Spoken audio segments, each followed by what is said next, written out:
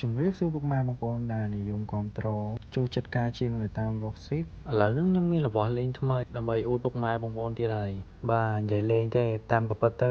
ថ្ងៃហ្នឹងខ្ញុំមកមើល speaker ថ្មីដូចតែបងប្អូនបានដឹងស្រាប់ចឹងខ្ញុំធ្លាប់និយាយនៅក្នុង vlog តោះនឹងបាទដែលខ្ញុំយកទៅផ្សំប្រហែលនាទីហ្នឹងបាទហ្នឹងគឺខ្ញុំខ្ចីគេទេនិយាយទៅគឺមានផលលំបាកមែនតើព្រោះដោយសារតែយើងឆ្លាញ់ខាងវិស័យហ្នឹងប៉ុន្តែមានបាសហើយអវត្តមានប្រហែលសប្តាហ៍ហ្នឹងក៏ដោយសាររឿងហ្នឹងដែរដោយសារតែមានបាសយកទៅឈៀងអញ្ចឹងខ្ញុំក៏សម្រេចចិត្តទៅមើលបាសនៅហាងមួយកន្លែងអញ្ចឹងនិយាយទៅអត់មាន sponsor មានអីទាំងអស់គឺចេញលុយកប៉ៅខ្លួនឯងទិញផ្ទាល់តែម្ដងទិញហ្នឹងប្រាប់បងប្អូនតាមតរចុះតាមពិតឲ្យខ្ញុំបងមូល50%ហើយខ្ញុំចូលរួម50%ហើយមួយទៀតហ្នឹងពេលទៅដល់ហាងហ្នឹងគឺថាបាក់ចិត្តមែនតើអត់ដឹងថារើសយក model មួយណាព្រោះដោយសារតែមានម៉ូតបាសច្រើនហើយទៅតនឹងកម្លាំងបាសហើយសលេងឲ្យវា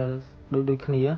ដល់ពេលអញ្ចឹងបាក់ចិត្តហ្មងអត់ដឹងថាត្រូវរើសមួយណាហើយមុននឹងខ្ញុំសម្រេចចិត្តទិញហ្នឹងគឺថាតេស្តច្រើន model មែនតើដូចដែលខ្ញុំនិយាយចង់វាពិបាកនឹងរើស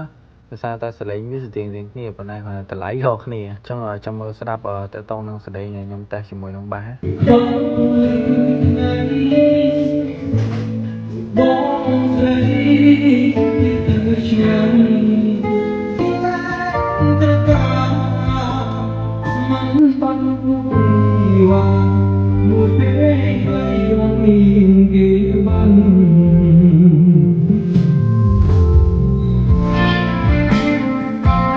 មិនដែរពុកម៉ែបងប្អូនទៅតនឹងបាសដែលខ្ញុំតេស្តសលេងមិញហ្នឹងហើយខ្ញុំសង្ឃឹមថារបស់លេងថ្មីនេះនឹងជួយពុកម៉ែបងប្អូនជាងកាន់តែព្រោះជាងមុនហើយនឹងបានបន្តការជាងនៅរបស់ស៊ីទៀតអរគុណពុកម៉ែបងប្អូនបងស្រឡាញ់ពួកខ្ញុំចង់ឲ្យពួកខ្ញុំបន្តការងារចឹងទៀតជួយ like share comment វីដេអូនេះមានតែប៉ុណ្ណឹងអរគុណ